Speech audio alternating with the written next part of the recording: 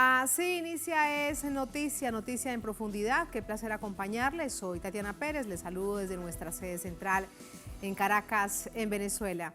A partir de este momento, en la próxima hora, tenemos 3 temas que son noticia. Aquí están primero desplegados en titulares en Noticia Argentina. Con marchas y concentraciones, miles de personas han condenado el asesinato del fotoreportero Facundo Molares, atacado por la policía de Buenos Aires. Esto sucede a solo 2 días de las elecciones clave, las PASO, para saber quiénes serán los próximos aspirantes a la presidencia. Varios sectores piden votar por la vida, no por aquellos que permiten la muerte. Lo analizamos. En Noticia Ecuador. En medio del luto nacional, este viernes se realizaron las honras fúnebres del candidato asesinado Fernando Villavicencio. A los 6 sospechosos se les dictó medida de aseguramiento, mientras que la Fiscalía y la Policía piden a los medios de comunicación ser rigurosos en la información que publican. Les contamos por qué y lo analizamos. En Noticia Perú, avanza la huelga de trabajadores de la refinería La Pampilla de Repsol. A la denuncia de persecución sindical y malos tratos, se suma la impunidad alrededor del peor desastre ambiental del país, producto de un derrame de crudo cometido por la empresa española hace 2 años. Recordamos y lo analizamos.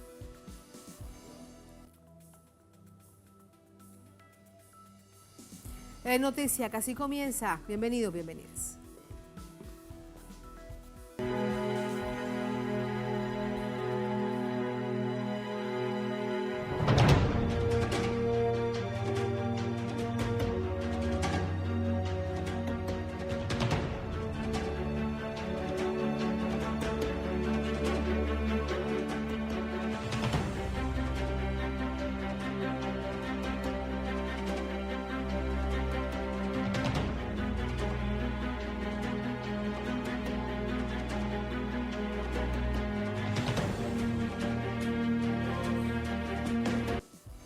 En Noticia Argentina, viernes de masiva movilización en Buenos Aires en repudio a la represión de la policía de la ciudad que provocó la muerte del militante social y fotoreportero Facundo Molares. Vamos a verlo. Organizaciones sindicales, sociales y de derechos humanos marcharon desde temprano hasta el Obelisco. Es colectiva la indignación por la muerte de Facundo Molares, mientras participaba en una protesta social el jueves. Hay imágenes del momento preciso en el que el dirigente social y fotoperiodista es atrapado, derribado e inmovilizado en el piso por agentes de la policía porteña, con una violencia desmedida. A otros manifestantes les hicieron lo mismo. El jefe de gobierno de la ciudad y uno de los precandidatos a la presidencia de Juntos por el Cambio, Horacio Rodríguez Larreta, es señalado como principal responsable por ordenar la represión. Larreta respaldó el accionar de la policía y dijo que actuó con profesionalismo, conteniendo los hechos de violencia. Podemos decir que Larreta se quiso mostrar duro con una manifestación de poca gente que ni siquiera estaba cortando la calle. Quiso mostrarse la línea que viene llevando con Morales y la que quieren aplicar si es que ganan las elecciones. Y bueno, esa es su política, esto es lo que quieren, esto es lo que vienen haciendo y esto es lo que van a hacer si es que ganan. Me parece que es importante que pensemos cuál es el nivel de inteligencia que tiene hoy el aparato represivo de Horacio Rodríguez Larreta, que nos den la información, que hagan pública la información que tienen sobre los dirigentes sociales, sindicales y políticos, porque evidentemente esto fue seleccionado y hoy este compañero no está entre nosotros. Preocupó a los asistentes que cerca de finalizar la marcha, unos pocos encapuchados comenzaron a lanzar piedras a la policía. Los frenaron los propios manifestantes. ¡Calmate! Estás justificando lo que hace la Junta. Estás justificando. ¡Basta, viejo! Se queda mal a todo, hermano. No compañero a todo. Se queda mal en paz. Es justo y es en paz. ¡Basta! ¡Basta, hermano! ¿Quién los conoce a esto? ¿Quién carajo son estos? ¿De dónde son estos? En un comunicado, Madres de Plaza de Mayo señaló también que lo sucedido con Molares es lo que Juntos por el Cambio viene proponiendo en campaña y lo que hará si alguno de sus candidatos llega a ocupar la presidencia. En una entrevista este viernes, Patricia Bullrich, también precandidata del macrismo, negaba que la muerte de Molares fuese producto de la violencia policial. También con una persona fallecida, diría, no un homicidio, una persona fallecida, pero que es tomado como si fuera un asesinato político por grupos que quieren así plantearlo. La versión de la derecha y la divulgada en los medios de comunicación es que simplemente sufrió una descompensación, aunque las imágenes digan otra cosa. Sobre esta muerte en manos de la policía, Juan Grabois, uno de los precandidatos de Unión por la Patria, escribió en la plataforma X: demasiada muerte, demasiada crueldad, demasiada violencia. Que no nos sea indiferente la vida de nadie. No nos acostumbraremos, no nos resignemos a esto, volvamos a ser humanos. En medio de este convulso escenario, las formaciones políticas escogerán a su candidato definitivo este domingo en las primarias abiertas, simultáneas y obligatorias, un abrebocas de las elecciones generales de octubre. Sucede a solo 48 horas de estas elecciones, paso primarias obligatorias y abiertas que son claves para el futuro inmediato del país. De esto vamos con el análisis. Para ello nos acompaña María del Carmen Verdú. Es abogada, integrante fundadora de la Coordinadora contra la Represión Policial e Institucional, militante antirrepresiva desde fines de los 80, nos acompaña desde Buenos Aires, en Argentina. María del Carmen, bienvenida. Buenas noches. ¿Qué tal? Buenas noches. Muchas gracias por acompañarnos. María del Carmen, esta situación que se observó, que además, antes de avanzar con la pregunta, ¿me escucha bien? Sí, perfecto. Gracias. Solamente quería confirmarlo. El primer tema es que estamos observando las imágenes. Allí están, a nadie pueden engañar. Hay hechos que son reales, como estas imágenes que se evidencia la excesiva fuerza de la policía de Buenos Aires en contra de esa persona, de Facundo Molares, este activista social y fotoreportero. Pero también la derecha sale y dice que sufrió una descompensación y que acompañan a todas estas fuerzas represivas de la ciudad de Buenos Aires, cuyo máximo jefe es un precandidato a la presidencia del país. Así que sobre estos hechos, ¿cuál es su análisis en este momento? Como tú mencionabas, basta con ver la decena de videos que fueron obtenidos por muchas personas que estaban en el lugar, tanto quienes estaban participando de ese acto que ya había terminado, de hecho estaban desarmando el pequeño escenario, el sonido, enrollando las banderas cuando se produjo el avance policial, o sea, no había ni siquiera una situación que ameritara la presencia policial y mucho menos el ataque. Pero hay muchísimos videos que se pueden ver en las redes desde distintos ángulos donde se aprecia perfectamente que los hechos son como los relataba recién el cronista. La policía avanza, no la policía que está habitualmente en las calles de la ciudad, sino un grupo especial de combate, la División de Intervenciones Rápidas, que como se ve en el video están pertrechados de pies a cabeza como Robocops, acá les decimos cascarudos. Avanzan en abanico para cerrar a dos mujeres a quienes evidentemente tenían intención de detener, dos mujeres que estaban en un costado esperando que se terminara de desarmar la actividad. Allí es donde Facundo advierte la situación. Él acababa de dar uno de los últimos discursos en la actividad, que fue además pequeña, no era una cosa muy masiva, nunca bajó la gente de la plazoleta alrededor del obelisco, no hubo ninguna interrupción del tránsito, y cuando Facundo se acercó, inmediatamente fue agredido, golpeado, tirado al piso, y lo inmovilizaron entre varios policías, se alcanza a ver por lo menos 4 en las distintas imágenes, y en el audio de esos videos se oyen los gritos desesperados de personas, sobre todo de mujeres, que advertían que no podía respirar, que se estaba poniendo morado y rogando que lo soltaran. Para cuando obviamente se apartaron un poco, ya Facundo estaba sin signos vitales manifiestos. Tardaron también mucho en darle una mínima asistencia con RCP para tratar de reanimarlo. La ambulancia tardó más de media hora en llegar y si bien el gobierno está diciendo que murió en el hospital, sabemos que ingresó al hospital ya fallecido. María del Carmen, cuando nos relatas todo esto, necesariamente se viene a la mente lo sucedido con George Floyd en Estados Unidos.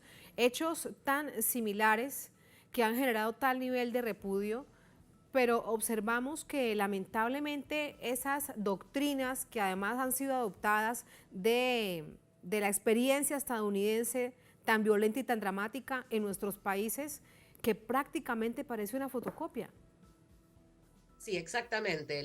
Es imposible no recordar el caso de George Floyd, si bien cuando ese hecho ocurrió aquí desde Argentina, contábamos casos similares ocurridos con anterioridad en otras circunstancias, no necesariamente en movilizaciones como este caso de Facundo, sino justamente como en el caso de George Floyd, en una detención arbitraria, sin motivo, de una persona que no estaba armada ni estaba generando ningún peligro para terceros ni para la propia policía interviniente. Y una de las cosas que llama la atención cuando uno observa los mensajes en redes sociales, los posteos de los referentes políticos del centro hacia la derecha, desde la derecha a la hiperderecha de los sectores libertarianos, en todos los casos se pueden encontrar mensajes de la época del hecho de George Floyd diciendo qué barbaridad, qué brutos que son, y en cambio ahora argumentando esto de que justo se fue a descompensar cuando 4 policías estaban aplastándolo contra las baldosas de la plaza. Esta circunstancia, más allá de si Facundo tenía problemas de salud, que sabemos que los tenía, de hecho era un sobreviviente de la represión y tortura que padeció en las cárceles de Yanine Áñez durante el gobierno golpista, afortunadamente breve, en la hermana República de Bolivia, donde estaba justamente cubriendo las movilizaciones en defensa de la democracia y del gobierno de Evo como fotoreportero.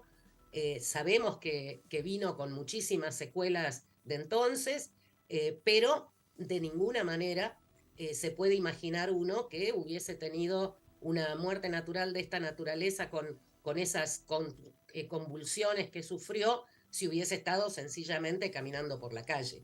Es una situación idéntica a la que allá por 1991, hace ya mucho más de 30 años, pasó con el caso paradigmático de muertes en comisarías aquí en la ciudad de Buenos Aires y en Argentina, el adolescente Walter Bulacio, 17 años, detenido ilegalmente, torturado y muerto en la comisaría 35 de la Policía Federal, donde también la explicación oficial fue, se le reventó un aneurisma. Y justo el aneurisma eligió romperse en el momento que la policía lo estaba golpeando. Por eso decimos en la parte baja de nuestras pantallas, María del Carmen y audiencia, es que la represión mata. Ahí están los ejemplos que hemos planteado y este que usted recuerda, bueno, y tantos otros. ¿Usted cree que esto de alguna manera fue una estrategia armada por la derecha para mostrar, tal como sucede en Jujuy, esta reforma constitucional express? Luego este gobernador es un candidato, precandidato a la vicepresidencia por una de las fórmulas con Horacio Rodríguez Larreta, que es a su vez el jefe de la ciudad de Buenos Aires. Esa llamada mano dura que quieren establecer para llenar de miedo a la ciudadanía, ¿usted cree que tiene además que ver esto con una estrategia política de cara a este proceso electoral?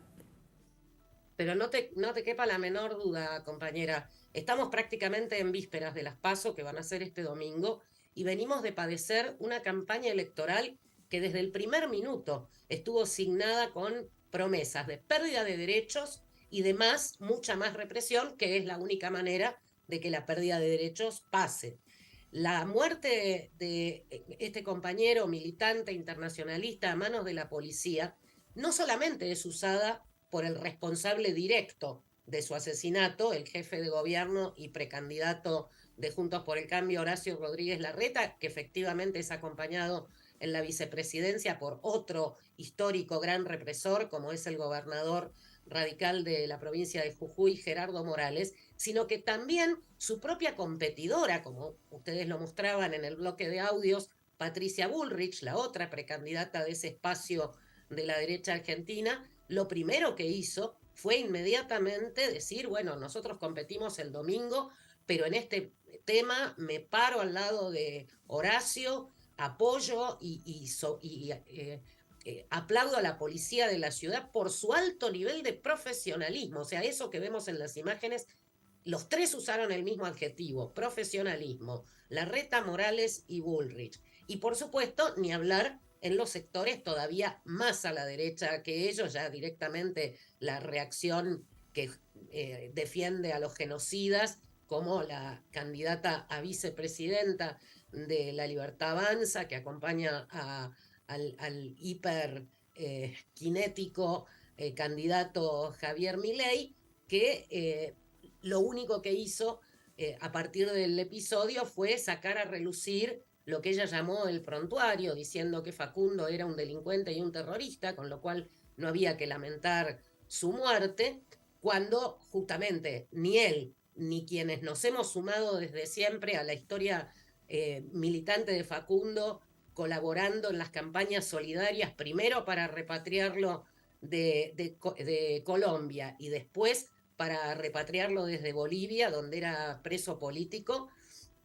y después enfrentamos el intento de extradición del gobierno colombiano en violación a los acuerdos de paz. Jamás hemos ocultado su trayectoria, por el contrario, la hemos reivindicado. Es un compañero militante que tiene una larga historia.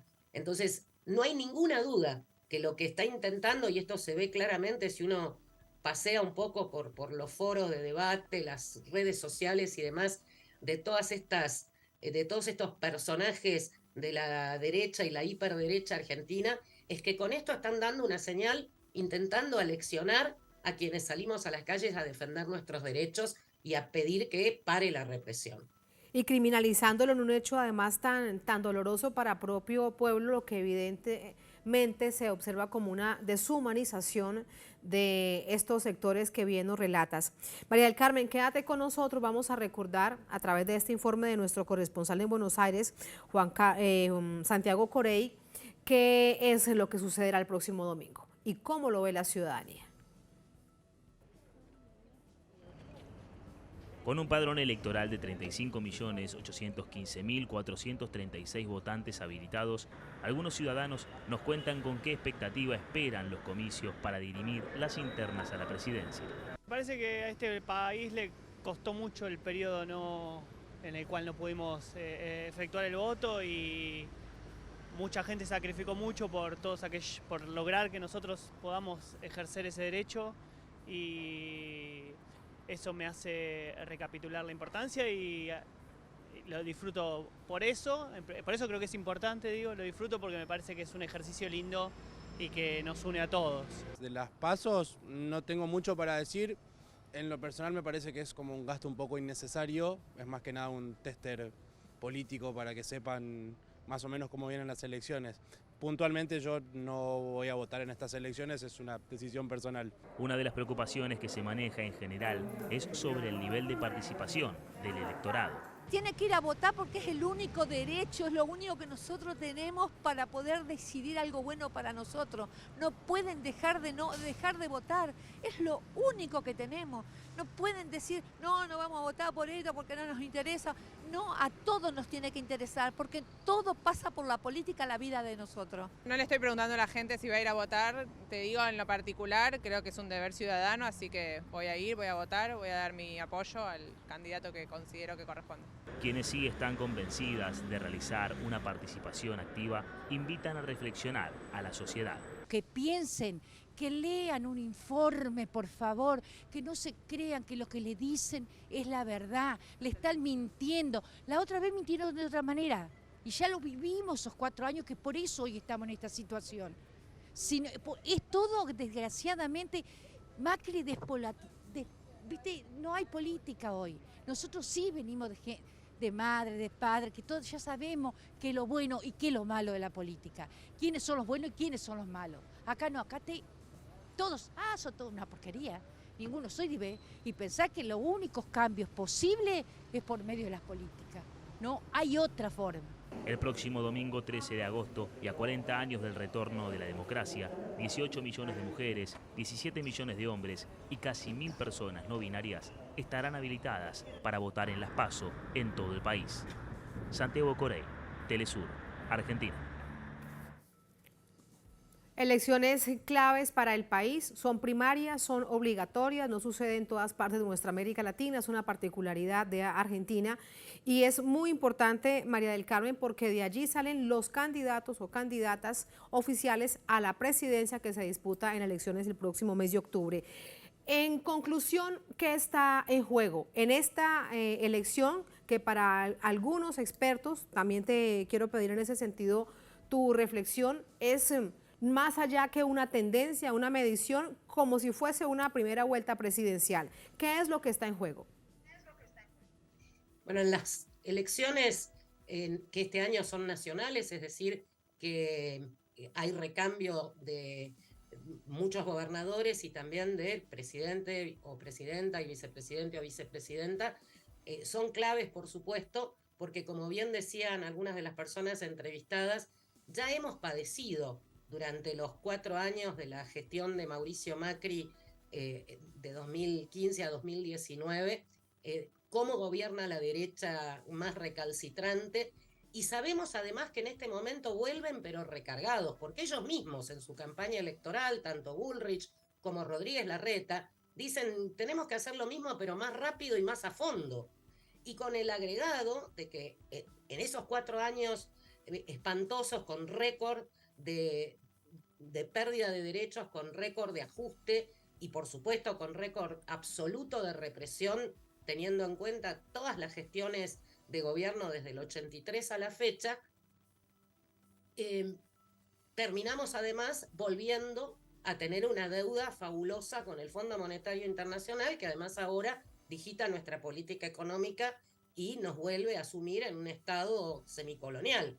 Entonces, indudablemente, el hecho de que esta campaña, como decíamos antes, haya estado marcada permanentemente con estas promesas de más represión, de ajuste, de recorte de derechos, y ver cómo se está utilizando puntualmente en el día de hoy la muerte de un militante a manos de la policía por parte de todos esos sectores reaccionarios, es echar más leña al fuego a esta campaña basada en la propaganda de la mano dura, la propaganda del punitivismo.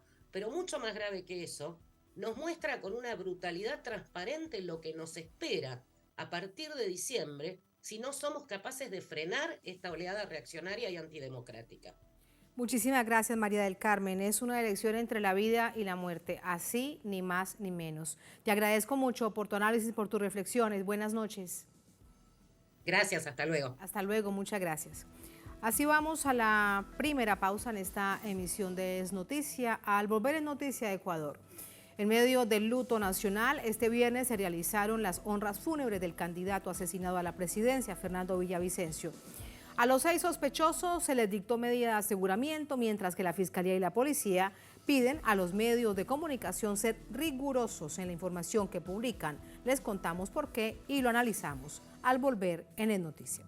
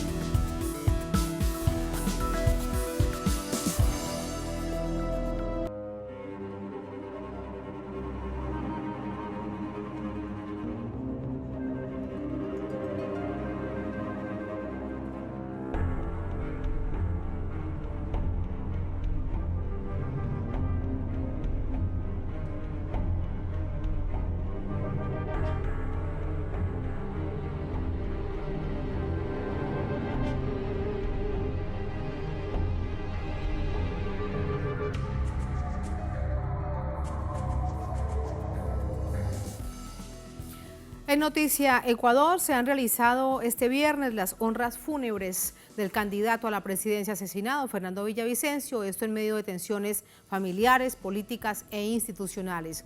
En tanto, la Policía y la Fiscalía General emiten comunicados en los que piden a los medios hacer eco solo de información confirmada por fuentes oficiales. Este viernes, amigos y simpatizantes despidieron al candidato presidencial asesinado Fernando Villavicencio, en medio de discrepancias entre familiares de los CISO. Durante la jornada, cuerpos policiales fueron desplegados para salvaguardar la seguridad de los parientes y amistades del exasambleísta. Porque quería salvar a mi país, quería salvar a mi niñez y a mi juventud, que no se ahogue en la droga como ahora nos tienen, con esa tabla de consumo que ha sido la causante que ingresen las mafias a este país, que era una isla de paz, que yo bien recuerdo de mi niñez.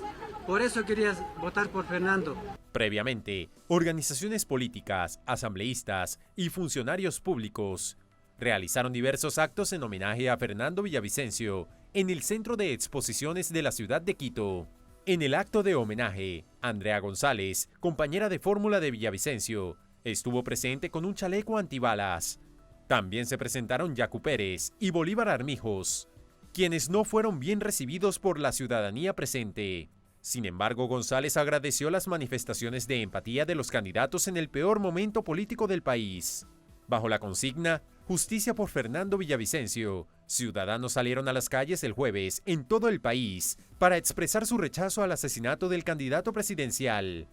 Por eso es nuestra presencia aquí, en este momento, a condenar este crimen y a exigir que el Estado lleve las investigaciones en lo más alto. No podemos aceptar en este momento, no ha muerto cualquier persona, ha muerto un líder, ha muerto un valiente.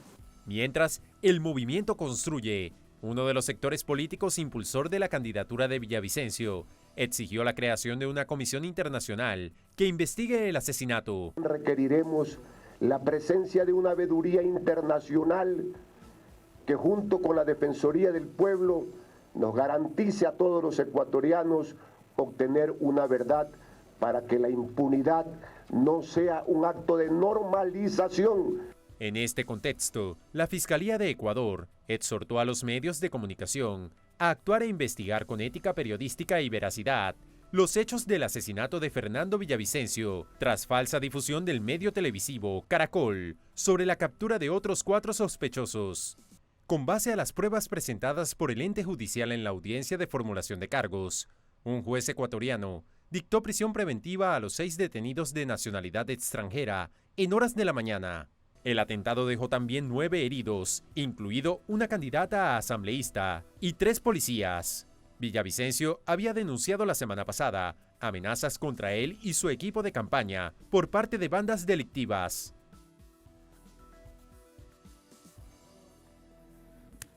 Más información a esta hora con nuestro colaborador en Quito, Héctor Calderón. Héctor, buenas noches. Cuéntanos qué es lo último con toda esta cascada de información tras el asesinato de Fernando Villavicencio. Buenas noches, Tatiana. Buenas noches a todos nuestros amigos y amigas que nos miran a través de Telesur. Sí, como bien lo dices tú y lo contaban en el reporte que antecede a esta nota, hoy ha sido un día con bastante movimiento en la capital ecuatoriana. Primero pues con el velorio de Fernando Villavicencio, en donde lastimosamente hubo discrepancias entre familiares, quejas de la madre de Villavicencio que no pudo ingresar a la sala de velación, asimismo simpatizantes que estuvieron varias horas en los exteriores de la funeraria tampoco pudieron ingresar, y luego pues todos se trasladaron al Centro de Exposiciones Quito, en donde se rindió un homenaje a Fernando Villavicencio. Estuvieron algunos actores políticos, estuvo también la candidata a la vicepresidencia Andrea González, el candidato para la Asamblea Nacional Patricio Carrillo, y como se mencionaba en la nota, también estuvieron los candidatos presidenciales Yacu Pérez y Bolívar Armijos, quienes lastimosamente pues estuvieron altercados con los simpatizantes de Fernando Villavicencio y tuvieron que abandonar la sala casi que de inmediato. Todo este movimiento también pues ha generado algunas informaciones que la policía y la fiscalía han tenido que salir a desmentir. La mayoría de estas informaciones están llegando desde el vecino país, desde Colombia, en donde hay una importante actividad mediática alrededor de este tema. Como ustedes bien lo mencionaban, tanto la policía como la fiscalía han emitido sendos comunicados en el que piden a la ciudadanía y a los medios de comunicación el hacerse eco de las fuentes oficiales, ya que hay mucha información que está circulando, sobre todo en redes sociales, que puede generar, pues obviamente, desconfianza y afectar a la transparencia que este proceso de investigación necesita. Hace unos pocos minutos también la CID emitió un comunicado en el que habla acerca de la preocupación que tiene sobre lo que sucede en el Ecuador, hace un llamado a la paz y también insiste a que las autoridades del país hagan una investigación, como en todos los ámbitos se ha repetido, que sea una investigación oportuna, transparente y que no permita la impunidad en este caso. Finalmente también hoy desde la Secretaría del Movimiento Construye, partido en el cual Fernando Villavicencio estaba candidatizado como presidente a la República, emitió un comunicado al Consejo Nacional Electoral en el cual le hace algunas consultas sobre la posibilidad que tiene el movimiento de reemplazar a Fernando Villavicencio en las elecciones del próximo 20 de agosto. De acuerdo a este comunicado, hay algunos vacíos legales que obviamente podrían generar un inconveniente a la decisión que vaya a tomar la Asamblea de este partido político en relación a quién podría reemplazar a Fernando Villavicencio. En declaraciones a la prensa, hoy Patricio Carrillo manifestó que una de las opciones para ocupar ese puesto sería Andrea González, justamente quien era binomio de Fernando Villavicencio. Esto un poco en resumen de todo lo que ha sucedido en esta jornada el día de hoy acá en Quito, Ecuador, segundo día de luto nacional. El CNE también ha confirmado, como lo hemos dicho en varios espacios, que el calendario electoral no se modifica, razón por la cual este domingo 13 de agosto tendremos el debate presidencial, que es obligatorio para todos los candidatos y que se lo realizará en horas de la noche. Esto es un poco lo que les podemos contar desde la mitad del mundo. Muchísimas gracias, Héctor. Completo el informe que nos ayuda a tener el panorama completo para pasar al análisis de esta situación tan compleja que vive el Ecuador. Muchas gracias. Buenas noches. Buenas noches. Gracias. Buenas noches. Para ello nos acompaña Ricardo Restrepo, es profesor universitario, analista político, nos acompaña desde Quito, en Ecuador. Profesor, bienvenido. Muy buenas noches. ¿Cómo está? Un gusto estar contigo, Tatiana, y con tu audiencia. Muchísimas gracias. Profesor, primero este llamado quiero conocer para entender qué puede haber detrás, cómo lo percibe usted, que hace la policía y la fiscalía a los medios de comunicación. Hemos visto en las últimas 24 horas información en la que aparece bastante grande, es un fake, esto es mentira, la información que ha salido de algunos medios locales en Ecuador y también de algunos medios locales en Colombia, con noticias como por ejemplo que habrían 4 personas más detenidas, además de las 6 de los extranjeros, con un comunicado sí oficial de las autoridades ecuatorianas. Y otro que fue una información de un medio local colombiano extremadamente peligrosa, diciendo que desde Colombia ya se sabía quién había sido el autor intelectual del asesinato de Fernando Villavicencio. Sí, Tatiana, hay muchas informaciones que están circulando en este momento alrededor del país, algunas peligrosas porque hay varias intencionalidades detrás de ellas, y uno de los discursos principales que se quiere posicionar es que este asesinato está vinculado al Partido de la Revolución Ciudadana. Por alguna razón se ha escogido a este partido, que es el que lidera las encuestas en este momento, y que realmente no tiene nada que ganar con el asesinato de Fernando Villavicencio. Quienes tienen que ganar algo es el resto, porque realmente los votantes de Fernando Villavicencio son muy distintos a los votantes de la Revolución Ciudadana. Entonces, lo más probable, como escuchábamos, es que se nombre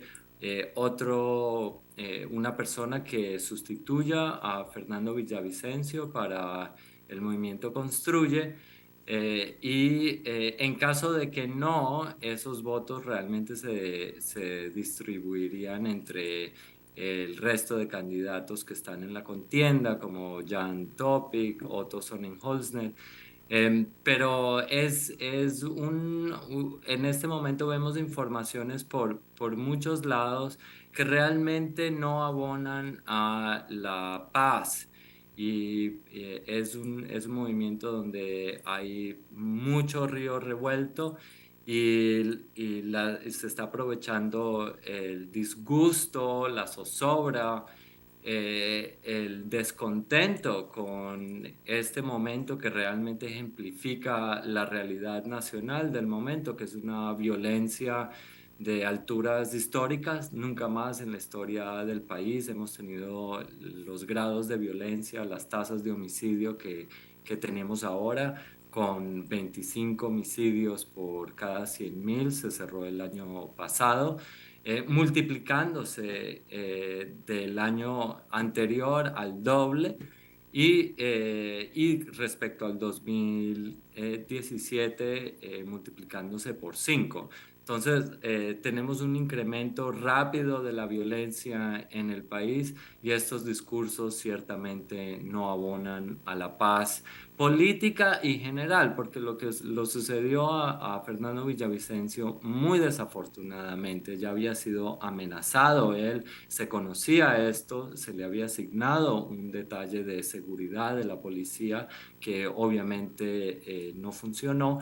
Es que toda la ciudadanía estamos sufriendo, ya sean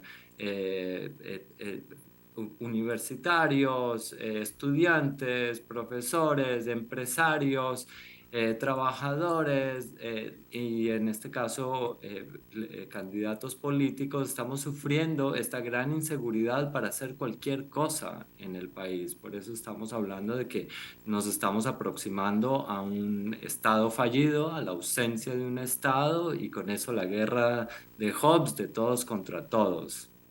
La guerra de todos contra todos, y lamentablemente, como lo conocemos, producto de los ejercicios similares en la historia, la población, el pueblo es el que lleva las peores consecuencias. Profesor Restrepo, con respecto a ese intento de acusar a la Revolución Ciudadana, no solamente de esto, de todo.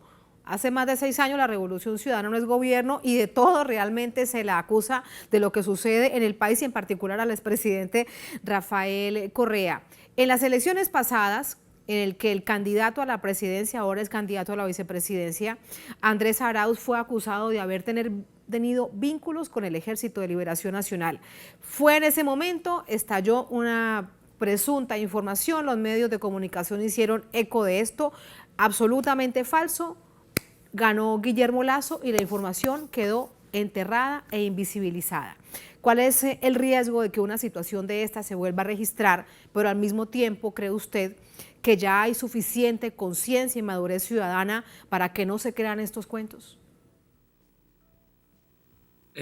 Pues yo creo que las personas con algo de memoria, especialmente en este momento que es tan extremo, o sea, ya es... la gente está pensando en cuestiones muy de vida y muerte, están muy concentrados en realmente qué le conviene al país, a pesar de tantas informaciones cruzadas que, como bien mencionaste, el vecino país de Colombia, especialmente por medio de algunos medios de comunicación, difunden noticias falsas, sesgadas, que van en contra de, muy específicamente, de los candidatos de la Revolución Ciudadana y a favor de otros ciudadanos. hemos tocado fondo en el país. El país tuvo 25 años de neoliberalismo, desde principios de los 80 hasta el 2006. Y realmente sufrió las consecuencias de ello, de aumento de violencia, de homicidios, de inseguridad económica, de pobreza, de desigualdad, el resultante migración. Y tuvimos de ahí 10 años de construir la mejor red vial, por lo menos por algunas medidas, en América Latina, los mayores aumentos en educación, acceso y también aprendizaje, alfabetización, de los mayores reducciones en desigualdad, en pobreza, en la mayor reducción de homicidio en la región. Y ahora pasamos de ser número 1 en muchas mejorías de todos estos indicadores a estar en los últimos lugares, y por eso la gente realmente está desconfiando del gobierno, incluso de la misma democracia. Estamos en niveles muy bajos según Latino Barómetro, después de que estábamos muy altos. La confianza en las instituciones no está porque las instituciones no funcionan, y es la oportunidad de que recordemos que hay un momento en la historia en que mejoramos, y la ciudadanía tendrá que evaluar si va a votar por la mejor opción, que le ha dado mayor seguridad, le ha incrementado las oportunidades económicas, la reducción de pobreza, reducción de desigualdad, la mayor seguridad y gobernabilidad, o realmente seguiremos siendo una patria con amnesia. Patria con amnesia, pues ojalá que no sea así, profesor. El próximo 20 de agosto, elecciones presidenciales, primera vuelta, el pueblo lo decidirá, y también se elige la Asamblea Legislativa en estas elecciones anticipadas. Muchísimas gracias, muy buenas noches. Un gusto, Tatiana, buenas noches. Buenas noches, muchas gracias. Así vamos a la última pausa en esta emisión de Es Noticia. Al volver en Noticia a Perú. En esta nación avanza la huelga de trabajadores de la refinería La Pampilla de Repsol. A las denuncias de persecución sindical y malos tratos se suma la impunidad alrededor del peor desastre ambiental del país, producto de un derrame de crudo cometido por La Española, por Repsol, hace 2 años. Recordamos y analizamos al volver en Es Noticia.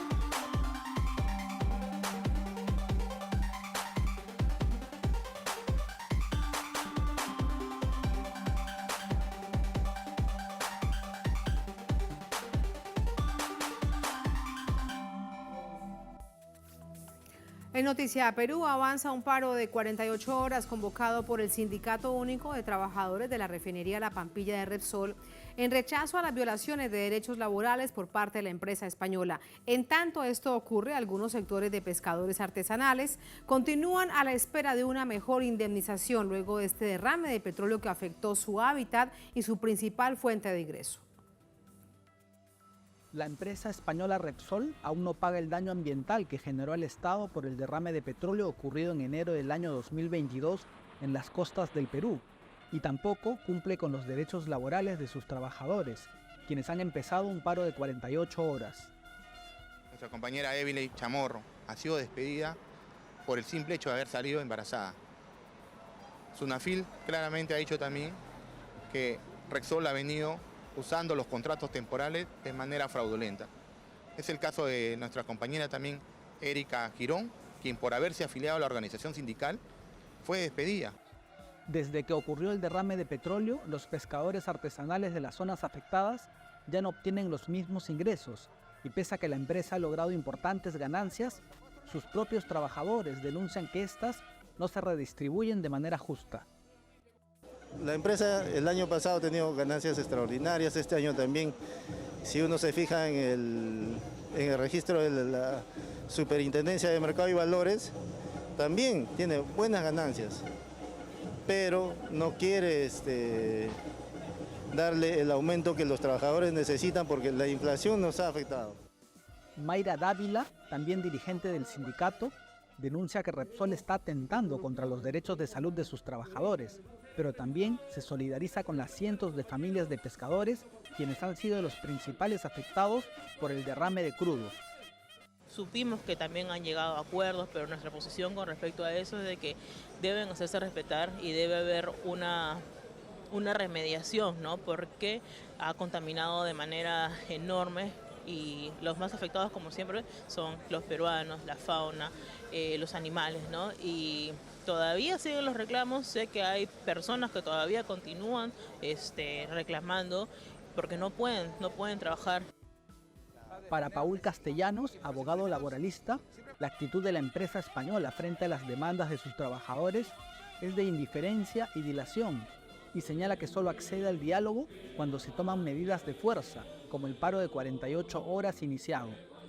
La empresa dice que quiere una propuesta global y que no tiene tiempo para negociar porque el paro estaba a puertas a 48 horas, lo cual me parece una contradicción, ¿no? Porque hemos estado insistiendo para poder resolver este problema hace mucho tiempo y sin embargo la empresa recién al final le pone interés, ¿no? Indiferencia que muestra no solo con sus trabajadores, sino también con algunos grupos de pescadores que esperan justas reivindicaciones tras el derrame de petróleo en las costas del Perú. Ramiro Angulo Maquiavelo, Telesur, Lima.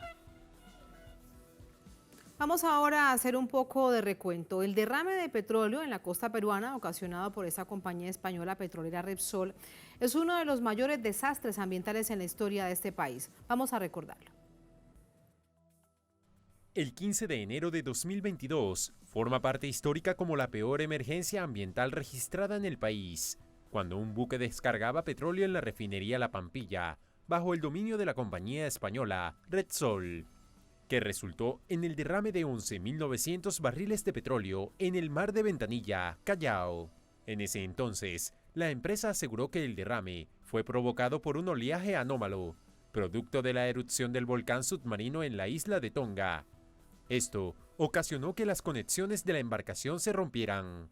Según Repsol, aplicaron correctamente el plan de contingencia, aprobado por el Estado peruano en el 2015, que implica detener la fuga de petróleo, evaluar la magnitud de pérdida del hidrocarburo y limpiar las áreas contaminadas.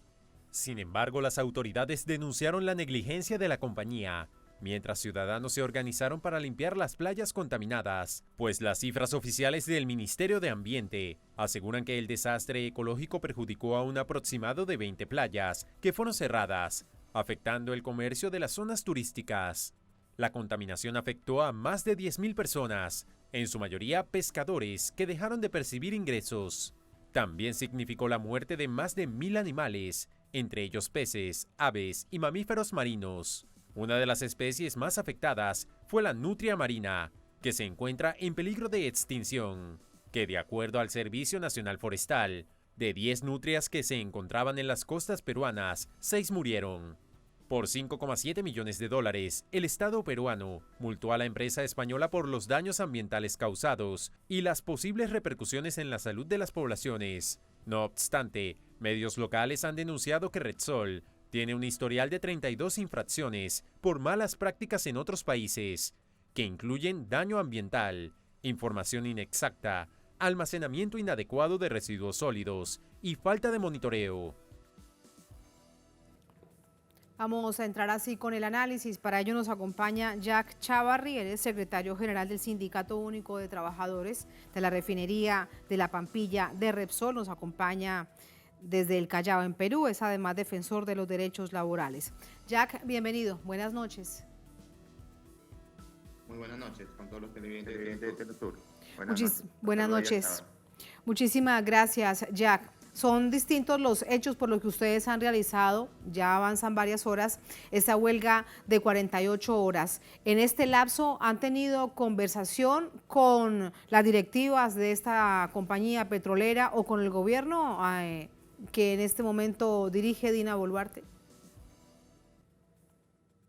A ver, nosotros venimos con la empresa tratando de solucionar los conflictos laborales que tenemos, no de hace 48 horas, sino venimos desde el año pasado, a partir de junio de 2022, que firmamos el convenio colectivo, a la cual la empresa ha venido incumpliendo los acuerdos tan básicos como, por ejemplo, entregar los implementos de seguridad como la casaca que debe proteger contra la lluvia. Los trabajadores que laboran en Refinería La Pampilla, en Callao, laboran cerca al mar y deben estar protegidos contra la lluvia. Este implemento de seguridad hasta ahora la empresa no lo entrega, no cumple con ese acuerdo. Entonces, no solamente es eso, ¿no? Ha habido una serie de incumplimientos que ha llevado y ha empujado justamente a los trabajadores a tomar esta decisión. El hecho de haber despedido a 2 de nuestras compañeras afiliadas a la organización sindical, una de ellas por haber estado en estado de gestación o embarazo, la despidieron.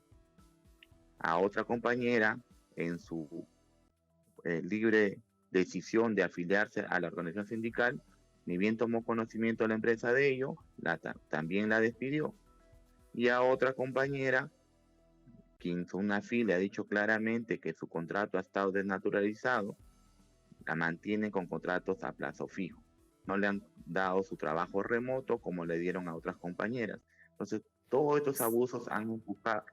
Jack, aquí permítame preguntarle aquí con respecto a estos abusos laborales, con esos ejemplos que usted nos presenta. Uno es muy grave, incluso hay trabajo y jurisprudencia desde la Organización Internacional del Trabajo por el despido de mujeres que quedan en embarazo, lo cual es su absoluto derecho sobre la misma vida. ¿Cómo elevar en este momento en el Perú esas denuncias? Sí, ni bien ocurrió eso, nosotros denunciamos ante Sunafil. Pero como sabemos acá, Sunafil no tiene el poder para poder obligar a la empresa a que la reponga en su puesto de trabajo. Y cuando pasó el plazo determinado, tuvimos que denunciar ante el Poder Judicial. Hasta hoy en día estamos pendientes justamente de que el Poder Judicial atienda nuestro pedido también, ¿no? Entonces, eso está pendiente. Queremos que justamente el Poder Judicial acelere este proceso en el caso de las mujeres embarazadas, y es lo que nosotros venimos ante la opinión pública exponiendo para que el gobierno de alguna manera influya justamente, no solamente en el caso de Refinería Pampilla, sino en cualquier situación de cualquier mujer embarazada, como usted bien lo ha mencionado. No podemos permitir que se sigan vulnerando los derechos de las mujeres en ese estado, en esa situación de gestación. ¿Conocen ustedes cuánto han sido las ganancias anuales de esta petrolera en el país? ¿Cuánto le queda al Perú de toda la explotación petrolera de Repsol? En realidad, en Repsol, desde el año 96 a la actualidad, en este año 2022, las ganancias han sido multimillonarias. Entonces, esas ganancias, los trabajadores también necesitamos percibir también de ellas. Por eso es que justamente una parte de nuestro pliego o de nuestra plataforma de lucha es justamente la negociación colectiva, que la empresa se niega a dar incrementos como sí le ha dado a los trabajadores que no son afiliados a la organización. Entonces, los números exactos no los puedo dar en este momento, pero sí le digo claramente que dentro de la historia de Repsol, este año 2022 ha sido una de las mejores ganancias que ha tenido en toda su historia. Y eso es muy paradójico porque generalmente las compañías petroleras que tienen además estos acuerdos con gobiernos neoliberales se llevan miles de millones de dólares de los pueblos, en este caso de Perú, y le queda muy poco al propio Estado, empezando por allí. Pero siempre lo que dicen es que no les alcanzan las ganancias. Sí, eso siempre es lo que se escucha. Justamente es lo que nos repiten, que no nos pueden dar los incrementos que nosotros estamos solicitando, que es algo razonable como que lo han dado ya a otros trabajadores que no son sindicalizados. Sin embargo, a nosotros nos dice que no, porque si que nos dan esos incrementos no pueden sostenerse en el tiempo como empresa. Es algo inaudito que nos vengan a decir, nos tomen el pelo justamente con ese tipo de comentarios que hacen a los trabajadores, ¿no? Y somos los trabajadores, somos justamente los que ejercemos y le damos el movimiento, la rueda y el empuje justamente a la empresa para que pueda avanzar. Sí, por último, claro. Por último, Jack, ustedes también han denunciado, y este hecho como transversal, acerca de uno de los desastres ambientales más agresivos, más graves que ha tenido el país, sucedido hace más de 2 años. ¿Cuál es esa situación con respecto a los pescadores y el daño social y ambiental?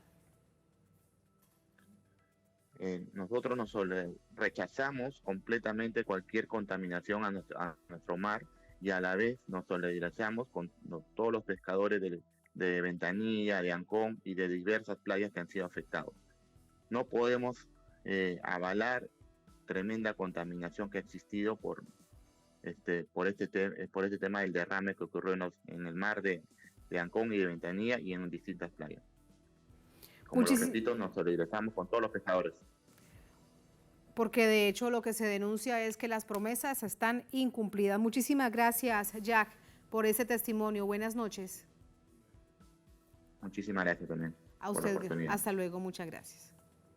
Así ponemos punto final a esta emisión de Noticia. Que tengan todos y todas buen fin de semana. Será hasta el próximo lunes. Sigan con nosotros.